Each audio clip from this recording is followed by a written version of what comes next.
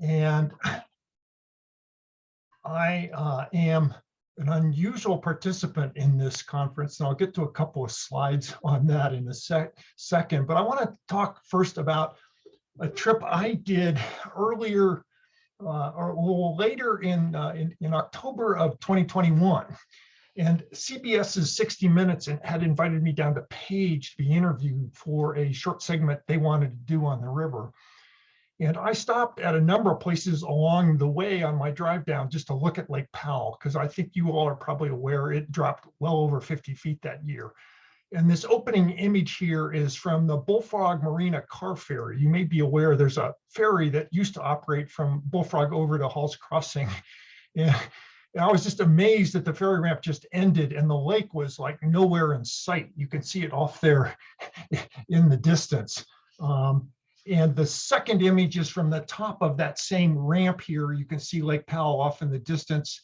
My car there is at that end of ramp. You can see it in the inset, and Navajo Mountain is off in the distance. But to me, this just gave great visual imagery to what's been going on at the lake. And also this lake, as well as Lake Mead, is a really good, it's a really good composite of what's happened over the last 20 years.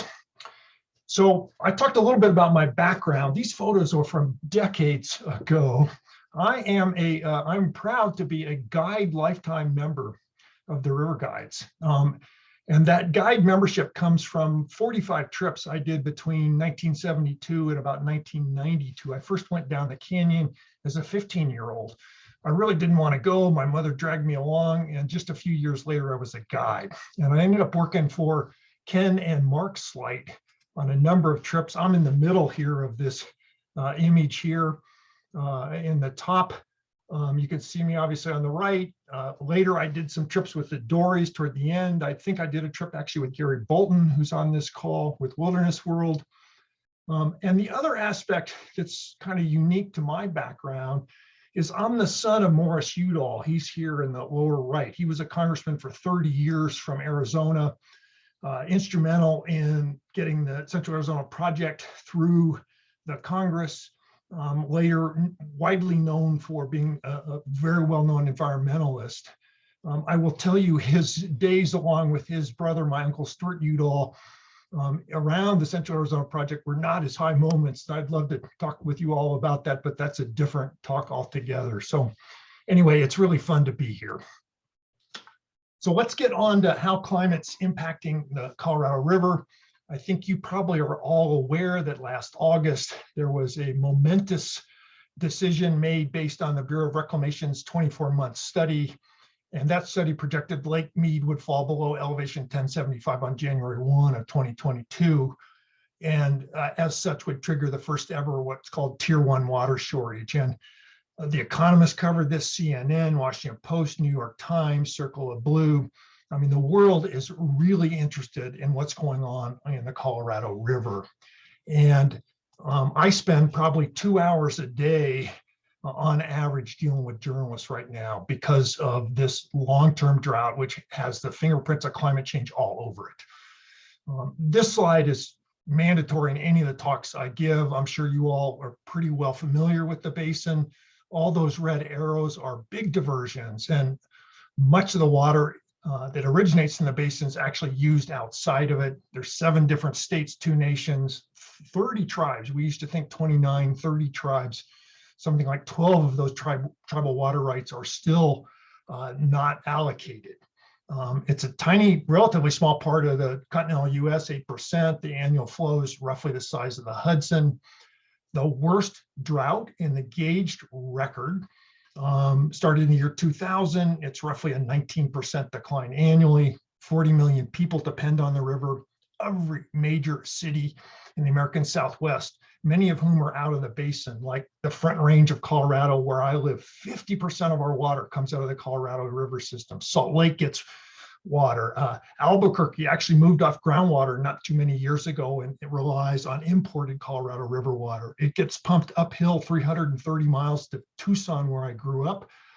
It's a large part, roughly 25% of the water in the Los Angeles and San Diego areas. It's 90% of the water used in Las Vegas, to give you an idea just how dependent we are on it. It was fully allocated in 1922 under the Colorado River Compact. There's a whole bunch of irrigated ag that's super important, much of which is in the lower basin in the Imperial Irrigation District, down around Yuma in California, and then also on the Yuma side. People still want to take more water out of this system. It no longer reaches the ocean. And around the year 2000, our withdrawals equaled our supplies. So with that as an overview, I want to or as an introduction, I want to give you an overview where I'm going to go. I want to talk about a whole number of trends that are all going in the wrong direction, and they're represented on this image on the right. I'll get to that in a second. I want to explain how 85% of normal snowpack can turn into 30% runoff as it did last year, or similarly how 100% of snowpack in the year 2020 turned into 50% of runoff. I want to walk you through quickly a bunch of peer-reviewed scientific studies. I want to pick nits with what people have been terming the new normal and tell you that this isn't a new normal and why I don't like that phrase.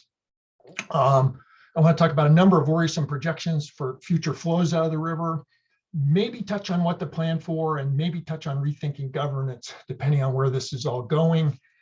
The image on the right here, the upper image is the combined contents of Lake Mead and Powell going all the way back to Mead's original filling in 1935. And you can see the really sharp decline that started in the year 2000.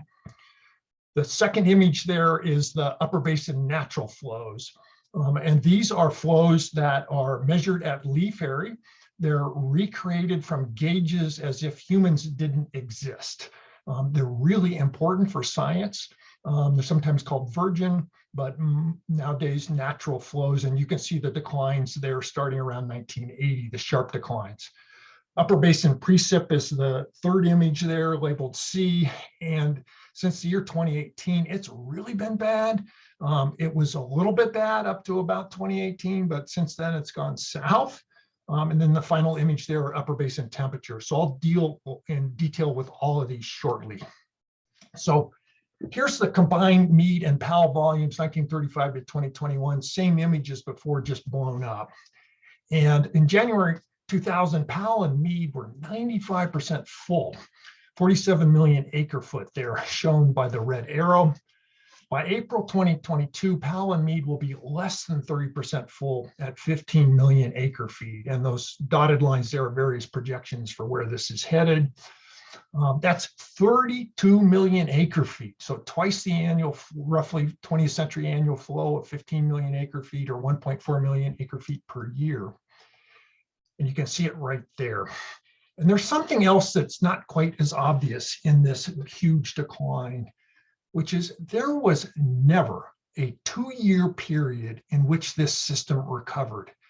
The blue area here is 1 year, that's 2011, and then followed by the decline in 2012 and 2013. It looks kind of like it filled there, but and we have a number of 1-year periods where it kind of picks up a little bit, but the long-term trend here has been strongly down, and we have not, again, had a 2-year period with any kind of measurable filling of this system.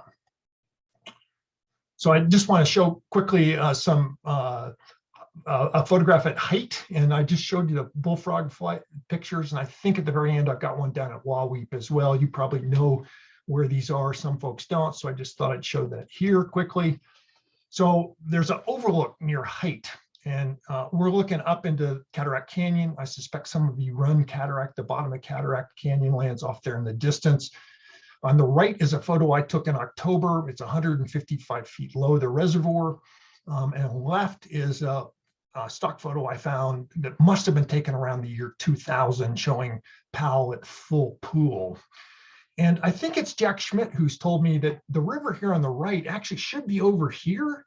So it's actually out of its channel. And ultimately, the suspicion here is it's going to develop a waterfall somewhere downstream of here at some point in time to regain its original channel for you geomorphologists.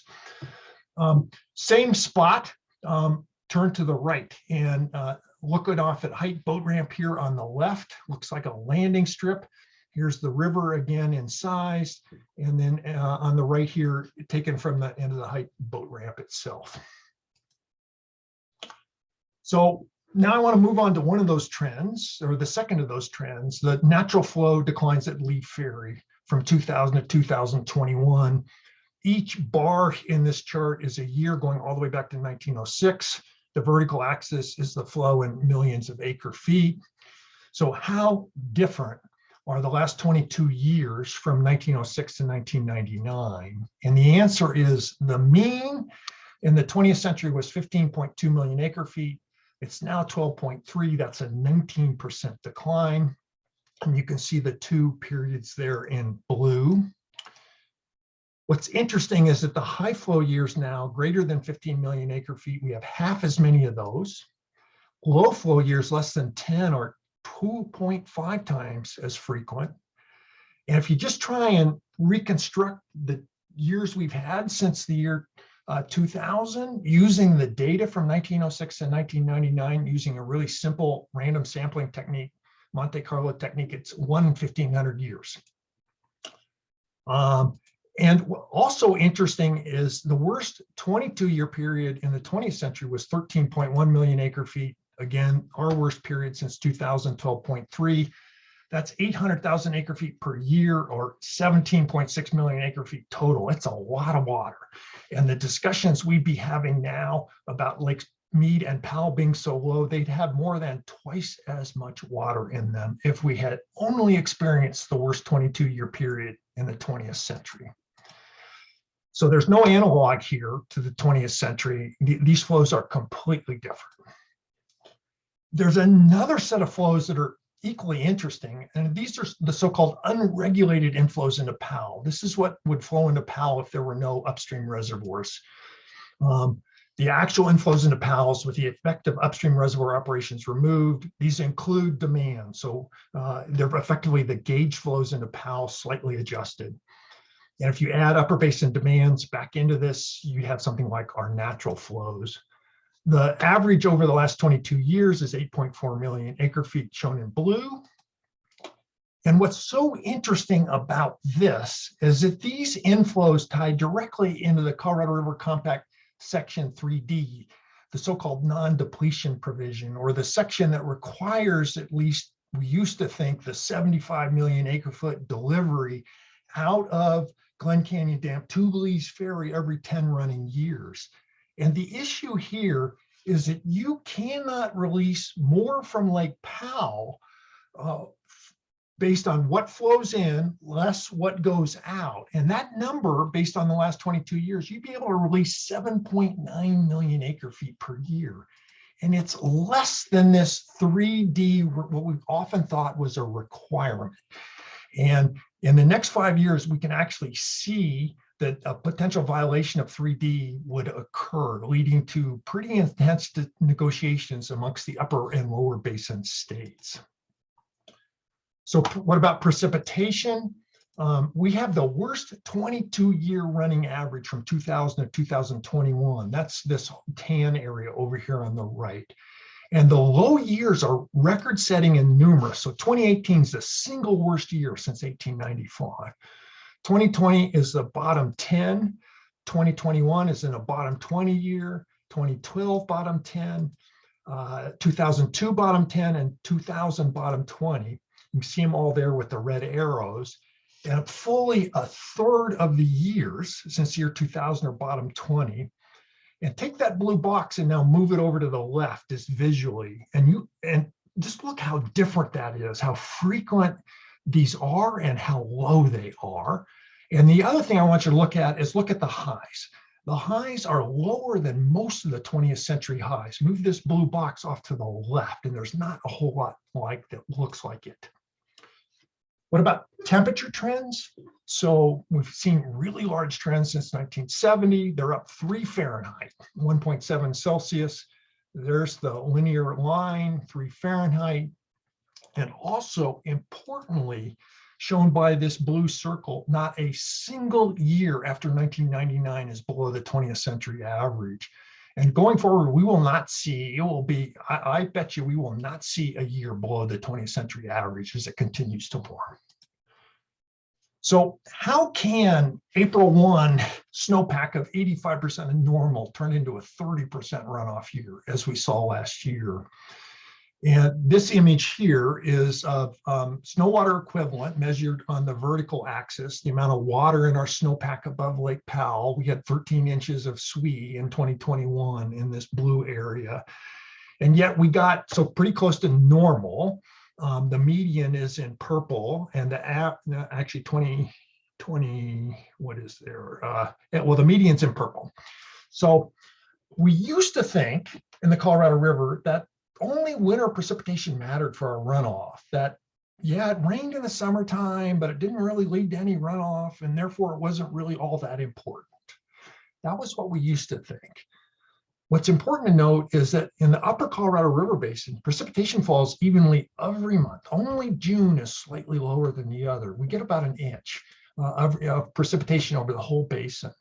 And since 2000, what we've seen in terms of precipitation declines are small declines from October to February, large declines in March and April, so late spring or late winter, early spring, and then these big declines in the summer months of June, July, and August. You'll note May is missing. And what happens with March and April declines in precipitation is it allows for early runoff and early green up, so plants begin to use water sooner. The June, July, and August declines, plus the high temps we see in those months, dry out soils in the upper basin. And here's a map from the NOAA Colorado Basin River Forecast Center in Salt Lake City. And this is of soil moisture from July of 2020. And all those dark areas are 10 to 12 inches of soil moisture deficit. You remember I showed earlier an image that showed total snow water equivalent of about 13 inches of SWE. And here we have a soil moisture deficit that's almost the same size. And what scientists are now realizing is that the previous year dry and hot summers, along with early springs, sharply reduce runoff the following year. And so what happens is this dry soil moisture serves as a memory from the previous year to the next. And that's why 85% of April 1 snowpack can turn into 30% runoff, because the previous summer was really hot and dry, and the previous spring, the runoff occurred early in that period too. And so what we now think is that summer precipitation actually is important because it prevents these soil moisture deficits from occurring. It doesn't necessarily add to runoff in the river, but it keeps the soils moist so that the following year you don't have this big buffer to fill. And you've seen this SWE map. What we're seeing now is early runoff by 2 weeks or more in many years. Now I want to blow up this area here in purple and talk a little bit about the last couple of years. So here's the snowpack above Lake Powell in 2020 and 2021 versus mean and median, just the top of the graph there. 22 inches, 18 inches of SWE, April 1, and there's May 1. And the median runoff, median SWE is in purple, the mean is in blue, they're roughly the same. And here is 2021, there's our green, our snowpack in green. It runs off 6 weeks earlier than normal.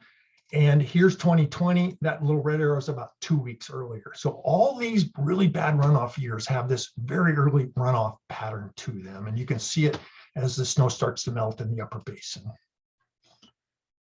This is a little bit of a recap. So why are these 20th century flows so different? So one, temperature. Up until about 2018, when we had these series of really bad years, there was a bunch of scientific focus on how temperature was influencing the flow of the Colorado River. Increased temperature causes more evaporation and more plant water use, transpiration. And this gets to evaporation and transpiration reducing flow this year, and those same effects reducing soil moisture in the next year. And we think that we may lose as much as 9% of the flow per degree Celsius increase in temperature. And then the other reason we're seeing flow declines are these precipitation decreases. And again, I mentioned this worst 22-year period from 2021 until recently. These precipitation declines are mostly kind of modest. And I think I summarized all this. Let me just note this image here on the right are these global or US hotspots where it's warming more than 2 Celsius. And the Washington Post actually won a Pulitzer on this. And you'll note a bunch of these spots are actually in the Colorado River Basin, including this big area around Grand Junction. So let's walk through some science studies really quickly. So here's a study from some pretty well-known scientists, a low to no snow future and impacts on water resource in Western United States. This talks about these really large declines that we're expected to see, even in places where it's relatively cold, like the Colorado River Basin, but especially in maritime climates like the Pacific Northwest and California. There's a study on groundwater from 2021 where called How Will Baseflow Respond to Climate Change in the Upper Colorado River Basin? They all suggested we could see large declines in base flow, the smallest part of the hydrograph that occurs during the year, maybe up to 30% decline in this base flow by the year 2100. This is a study, 2019, causes for the century-long decline in Colorado River flow by a number of NOAA and University of Colorado scientists.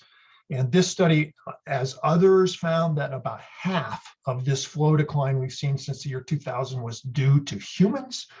The other half due to temperature increases, in this case, precipitation decline. It's unusual in this study. This I referred to briefly before, a study in 2020 by 2 well-known USGS scientists. Colorado River flow dwindles as warming-driven loss of reflective snow energizes evaporation. This idea that as the snowpack goes away, the surface of the earth gets darker, it absorbs more moisture, it absorbs more heat. That extra heat absorption turns into more plant water use, deeper, drier soils ultimately. Nice paper from 2020. This study, also in Science, large contribution from anthropogenic warming to an emerging North American megadrought, megadrought being the term for droughts that last decades. This was in 2020. If you've been following the news, just a few weeks ago, an update to this study came out and they changed their conclusion. It wasn't the second worst summer soil moisture in the last 1,200 years, but the worst soil moisture in June, July, and August in the last 1,200 years, these same scientists.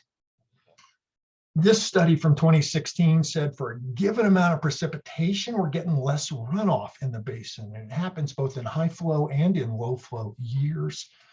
And then I'll note that up to half of the flow loss we've seen since the year 2000 is due to humans. And these are 2 papers that I was involved with, 21st Century Colorado Hot Drought Implications for the Future, and another paper called On the Causes of Declining Colorado River Stream Flows. So I earlier told you I really don't like the idea of new normal. Normal implies predictability. It implies that it's normal. What we're seeing is anything but normal.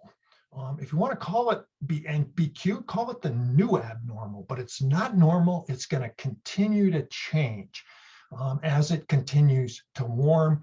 This is a 2-page article I wrote with a co-author called Climate Change and the Aridification of North America, how we talked about how this is actually happening everywhere. And the proper term is not drought, because drought's temporary. This is permanent and long-term. We need a new term for it. Our term, which is a mouthful, I admit, is aridification. And aridification is noted by declining snowpacks, earlier runoff, shorter winter, more rain and less snow, higher temperatures, drying soils, severe fires. And just a mile from here, if you're paying attention, was this fire in Boulder yesterday that had us all on edge. Last December was the Marshall Fire. It was 3 miles from my house. In 2012, I can point out a fire on South Boulder Peak not far away.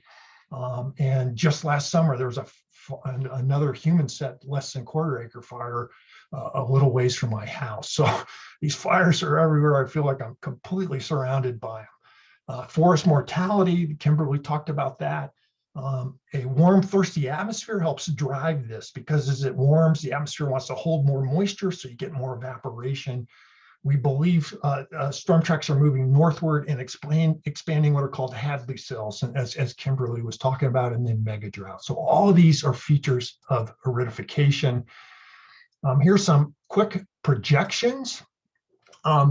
So Lake Mead, a key projection is when will it fall, or when could it be below elevation 1025? I want to say it's like 1065 right now, maybe a little lower.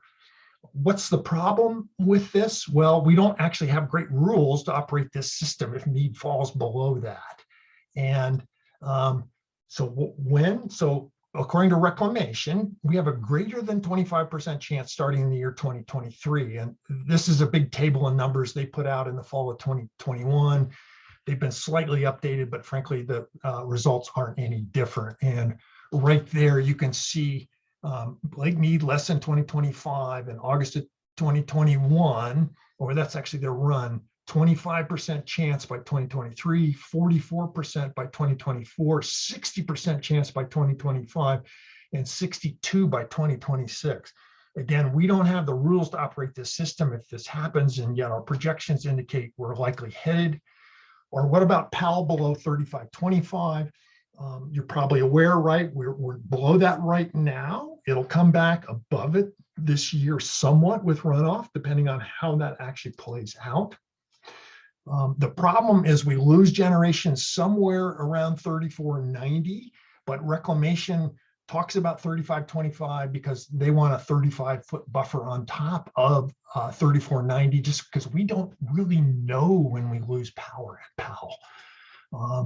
And here again in blue, greater than 40% chance every year for the next 5 years.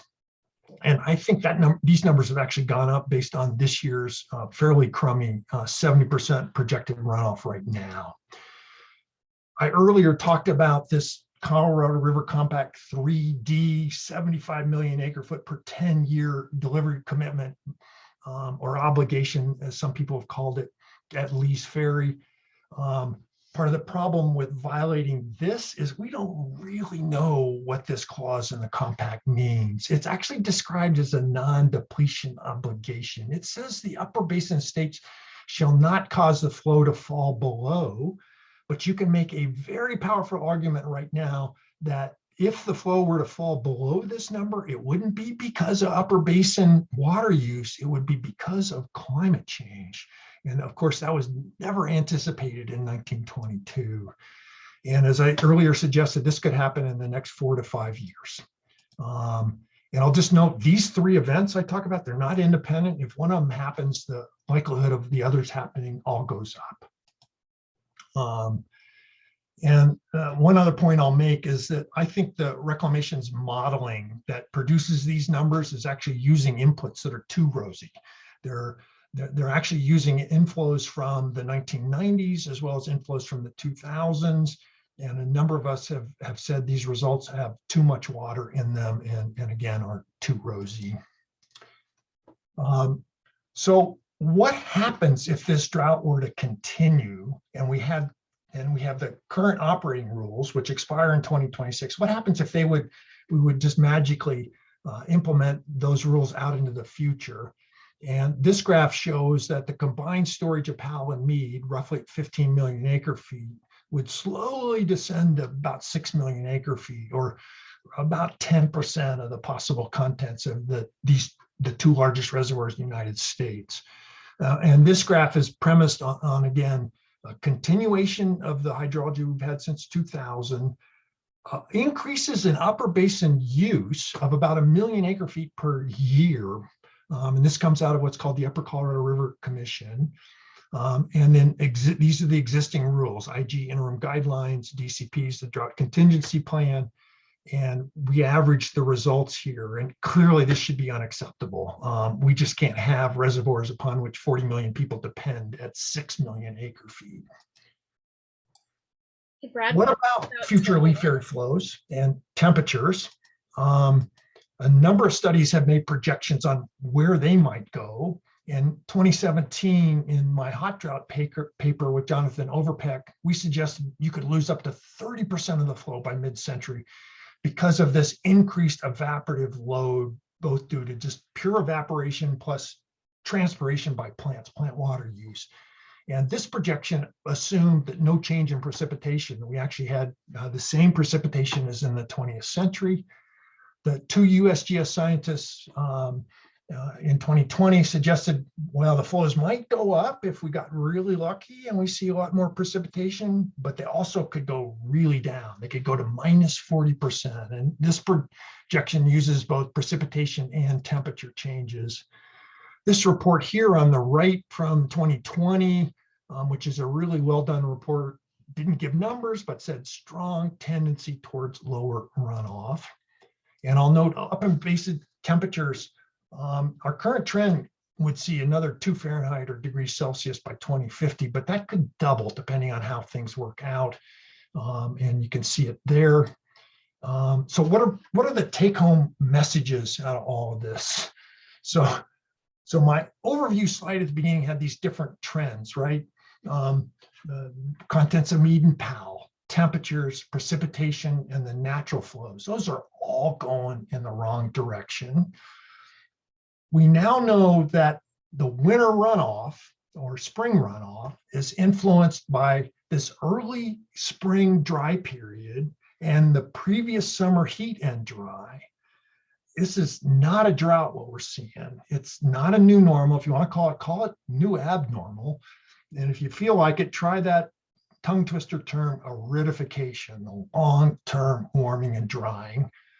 The projections are completely worrisome. And let me share with you something out of the journal Nature. So you may know the Intergovernmental Panel on Climate Change released its most recent report. And the journal Nature surveyed the scientists. These are the scientists who are arguing for 1.5, or failing that, we limit warming to 2 Celsius. We're now like 1.25 degrees Celsius. Journal asked them, how warm do you think it's going to get? Fully 60% of those scientists said it's going to warm more than 3 Celsius, 3 Celsius or more, I should say. 60% said 3 Celsius or more warming. So that's yet another reason why the projections are really worrisome. 3 Celsius planet-wide is probably more like 4 Celsius in the basin, because 3 Celsius includes oceans and land and a variety of things. We need to plan for more flow declines. You can argue about how much. I note that in the basin, the only lever we control right now is demands. We have no control over supplies. And there are 2 paths forward here. An incrementalism, sort of tweaking our rules a little bit, or a more holistic look at the entire law of the river. And frankly, I think we need to do 2, not 1, just based on what we've seen and what we think is coming at us. Obviously, 2 is a whole lot harder to do. And I think we're actually now in what I'll call that era of equitable shortage sharing, which is everybody's going to get to pony up some reduction. And it's really going to be hard to force, as Western water law often would have us do, force large reductions on one user where other users don't actually have to share in that. Anyway, long discussion around that. So I want to end there. I've got more slides, but I think I want to leave you with these messages. This is the now unusable state line boat ramp at Wahweap. And my car for scale, just to kind of give you an idea again of what's going on at Lake Powell. It's been a complete pleasure to be here, and maybe someday I could join some of you on the river. So thank you.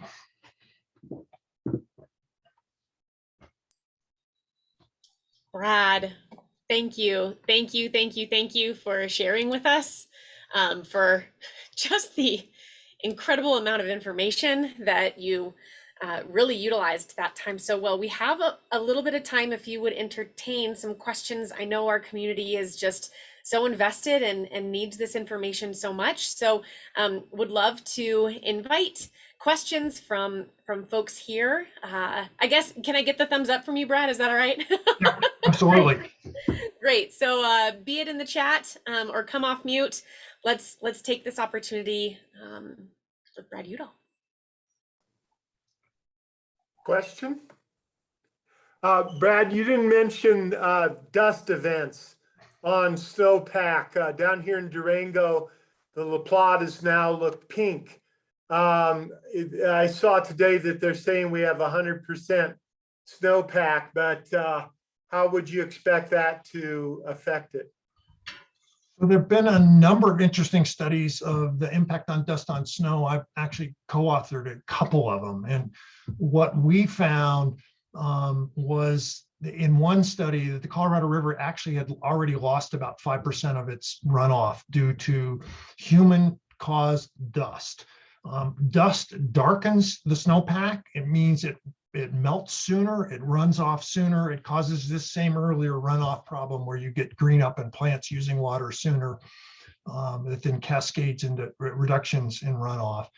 And I was part of another study where we suggested, where we really cranked up the dust to see what might happen.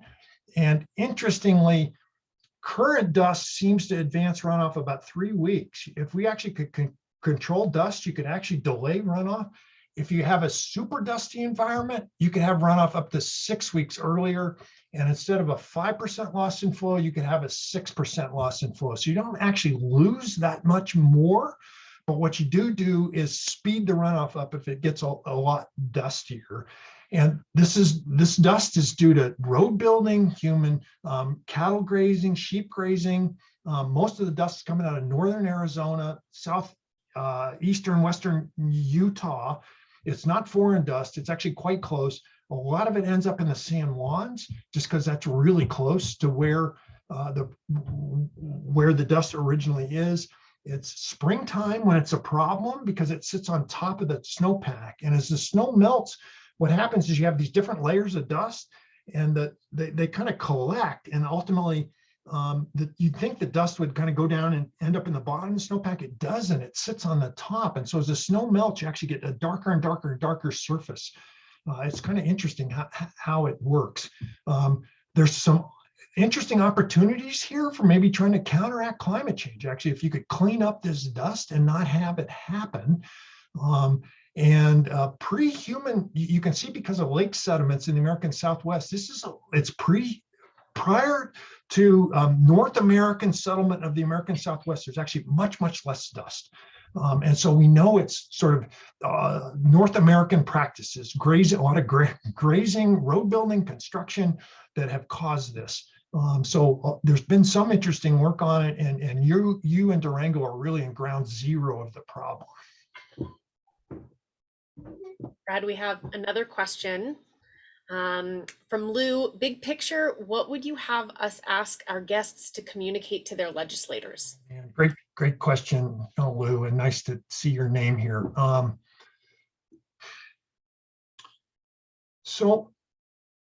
Here's what I would tell you, Lou, and this may be a really hard thing for you all to do because it's going to get you into politics, but we have a really dysfunctional Congress right now. We can't solve this problem at the local level. We can do good things, but we're going to have suboptimal solutions. We have to have the federal government working on behalf of all of us. We, citizens of the United States, are guilty or own more than half of CO2 emissions through time. China's obviously the biggest emitter right now. We're like number 2, but historically, we own more than half. This is partly our problem. If we envision ourselves as a great nation, we have got to take the lead on this, both for solutions that apply to us, but also to help drive worldwide solutions. One party can't carry the load on this, and yet one party doesn't think this is a problem right now. And if we want to solve this, we need 2 parties working on our behalf. And that's where this obviously gets partisan. It's a really big issue. It's a World War II size issue. It's like trying to fight World War II, where half of America thinks the Germans and the Japanese are our friends, right? That would have never, ever worked. Hey, my family's mostly been associated with one party. Other party has a historical tradition of representing an important political viewpoint, but they're completely AWOL, and frankly, they're completely anti-science on this. And we have got to find a way to get them on board. I can't do that. we need to find people who are members of that party who can try and talk sense into people if you really want solutions on that. I mean, that's one where, if you really want to work on solutions, that's where you work. The other place to work is just talk about how firm scientists are on these findings. I mean, there are frankly, no reputable scientists are disputing climate change is a human caused problem right now. And I'm happy to have long discussions with any of you, or Amy, with material or whatever you need. But this issue of trying to solve this with one party, it ain't going to work, and it's going to drag us all down. Brad, thanks. Dr. Melissa Giovanni shared with us last V-GTS about it, and you're just encouraging the conversation about it. Thank you. If you're all right with it, we'd love this Q&A to go a little bit longer if you have the time. Wonderful. So we'll stick it out for another 5 or 10 minutes. From Kevin, we've got, what is the trigger for revisiting the compact? Seems like sooner would be better than later. Yeah, so last week I was at the University of Utah, a whole bunch of sessions on the compact. You might actually enjoy looking at those. I assume they'll be online. Listen, the compact has a real serious problems, and sometimes we get wrapped around the axle of, can you renegotiate? And that's like a verboten term. You can't renegotiate the compact, but you can do whatever you want if 7 parties agree to it, 7 states and the federal government. There are fundamental tripwires in the compact we're going to break right soon. That 3D provision I kept talking about, that's one of them. And I mean, 3D for years, people thought it put the entire risk of reductions in flows due to climate change on the upper basin. That can't possibly be the case. That will never work. So there's a really good opportunity here to kind of talk about how to make the compact work better. Unfortunately, renegotiate, you can't use those terms. And the compact's actually approved by the US Congress. I mean, anybody thinks they're going to pass a new compact, forget about it. But since 2007, a bunch of really important agreements have been made, and they involve all 7 states. Everybody signs on the dotted line. So frankly, we can do whatever we want. And we're on the verge here of needing to talk about a number of sections in the compact that are either poorly defined or completely wrong for the 21st century. I could give you a whole talk on that. Thanks, Brad. Other questions? Love it when folks come off mute also. So it seems like there's been I just had a quick question about, to my understanding, the contract that the Bureau of Reclamation has with Western Area Power Association is the funding, their lease is getting significantly cut, and that most of that money is going towards places like USGS and Park Service to do studies on the environmental impact of the dam and what in the upper and lower basin. I was wondering what those budget cuts, the effects on those might have these next 4 or 5 years, while you're saying that these crucial times of observation in the watershed. Thanks, Jacob. So frankly, WAPA is a black box, and it shouldn't be. And here's my poor understanding of this. So somewhere 30, 40, 50 years ago, Reclamation turned over the power portion of its activities to the Western Area Power, I think it's Authority, WAPA. WAPA is an arm of the Department of Energy. And frankly, what they do is way too, somebody needs to shine a bright light on it. Let me put it that way. Those revenues that come from power go to a whole bunch of different things, including reclamation operations, including to endangered species programs. They subsidize power. And I have yet to see a really good report on where all that goes. And frankly, I'm completely frustrated by this. I heard recently Tanya Trujillo at the University of Utah say just last week that she was looking at authorities that the federal government has to cut back releases from Powell to keep power generation occurring there. That was an enormous statement. And presumably it means reductions from Lake Mead too, because you can't cut releases from Powell without having big implications at Mead unless you cut Mead releases also. So your question's really good. Unfortunately, all I can express to you is real frustration with the numbers and data and openness associated with the Western area folks. They need to do a better job. They don't do an annual report. And there's something like roughly $200 million of power generation that they control that goes all kinds of places. I'm totally frustrated by that. Thanks, Jacob, for the question, and Brad for the answer. Wayne. Yeah, so I was wondering, with the low reservoir, there's been talk of combining Powell into Lake Mead. What's your opinion of that concept? So Jack Schmidt at the University, at Utah State University a few years ago wrote a report called Fill Mead First. The idea was empty Powell, run all the water down to Mead, reduce evaporation because you only put it in one reservoir. I think he pretty effectively debunked the notion that there's much to be saved in terms of evaporation by only operating one reservoir. You know, I am a little bit agnostic to that. I do think you would see real pushback on losing power from Powell because of the funds that are there, that are being generated. But personally, I don't know how I feel. I kind of, again, wish I understood that funding better. I wish I understood, you know, would there be ways to replace that funding? Obviously, the Glen Canyon Institute folks would love to see Powell empty, and you know, some hope to restore some of Glen Canyon Dam. You know, I'll note my early trips were for Ken Slight, who only picked up his Grand Canyon permit because he got flooded out of Glen Canyon Dam. Or Glen Canyon. He loved Glen Canyon. He would have run trips there his whole life if he had. We lost an unbelievable resource there, national park quality resource. And so, you know, I don't know. I mean, I'd love to see Glen Canyon restored.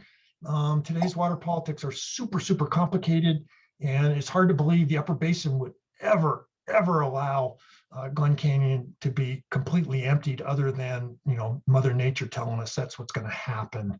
So I don't know that I have a firm answer there, but there's at least kind of a bunch of stuff for you. Thanks, Wayne. Thanks, Brad. Emily, there's a question that was sent to me. Oh, okay. It's on that.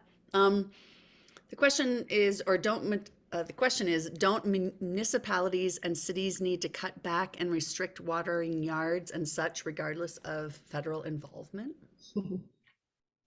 Yeah, and I mean, everybody's going to get the share here, right? You know, Southern Nevada Water Authority, actually, you know, people love to beat up on them, but they have some of the most progressive policies around. You know, they've had this whole Cash for Grass program for years. It's ripped out a lot of turf. You know, there's no turf in front yards anymore. The limitations on turf in the backyard, really good conservation. Their woman, like second in charge at what's called the Colorado River Water Users Association last December, laid out a presentation where they were getting completely serious about water conservation and aiming for per capita numbers that were really low. I can't remember them off the top of my head. Conservation should be a part of every city's plan here. No question about it. But again, cities are, you know, 10% of Colorado River use, 70–80% in ag. You know, if you use those numbers, that's who's going to get the, you know, those are the proportions we probably need as the river goes down of shortage or conservation. Brad, we've got one more question. I think this will round us out for our time. Could you speak to what appears to be a discrepancy between the efforts lower basin states are making / have made to reduce their demand versus what appears to be a lesser effort by the upper basin? So a little bit. Yeah, so this is a great question. So the Colorado River Compact, Article 3, which is all the allocations, 3A says the upper basin gets 7.5 million acre feet of what's called beneficial consumptive use. That term's never defined in the compact, by the way. And the lower basin gets the same amount, 7.5 million acre feet of beneficial consumptive use. Lower basin's completely using their allocation, and until recently were using more than it. Upper basin numbers are about 4.5 million of their 7.5, so about 60%. They feel that in 1922, they were given this promise that they could develop as slowly as they wanted. And it was Delph Carpenter, the representative from Colorado, who cut the states into two basins and basically represented Colorado because he wanted these upper basin states to be able to grow slowly and not have the doctrine of prior appropriation, first in time means first in right, apply in the Colorado River. And so the upper basin states claim, hey, we got a firm promise in 1922 to develop as slowly as we wanted. We're only using 60%. It's our God-given right now to, grow to 7.5 million acre feet. Well, hey, I am completely sympathetic to that, but Mother Nature's telling us something really different. Like there's no more water out there. And the upper basin has what's called a demand schedule, these projections of sort of what they want to use. That shows more than 1 million acre feet in demand. So from 4.5 to 5.5 or 5.6, it might even be close to 6 million acre feet by mid-century that they want to grow into.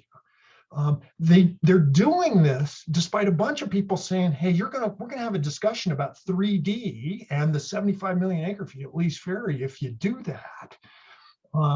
And nobody really wants to have that discussion, but we're probably going to have it. And that's just, that's not smart. If you put, 10 4-year-olds in a room and tell them they have 8 pieces of cake and ask them how to solve the problem, I guarantee you those 4-year-olds are not going to say, hey, let's invite more 4-year-olds in to eat this cake.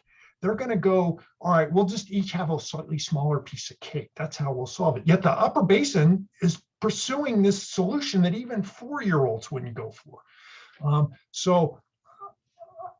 There's a real frustration amongst a number of people who are looking at this, at serious efforts by the lower basin to reduce their use. And yet what appears to be, frankly, a little bit of gamesmanship out of the upper basin to increase their use. They have to know that this can't possibly happen. I will tell you, I think they have an equity issue here to discuss. That 4.5 million that the upper basin's using and the 7.5 million the lower basin, that's going to change because the 7.5 is actually going to go down.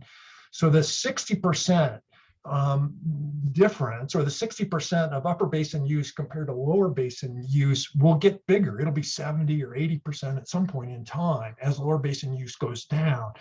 And that may actually solve these equity issues of what's fair between the two. Based on that Article 3A, each basin gets half, each basin gets 7.5. But great question. I don't know what the answer is, but a lot of observers are very frustrated by the upper basin saying, oh, we're going to continue to use more water in a basin that's already, doesn't have enough. Brad, I think that's going to round us out. Thank you so much for being here.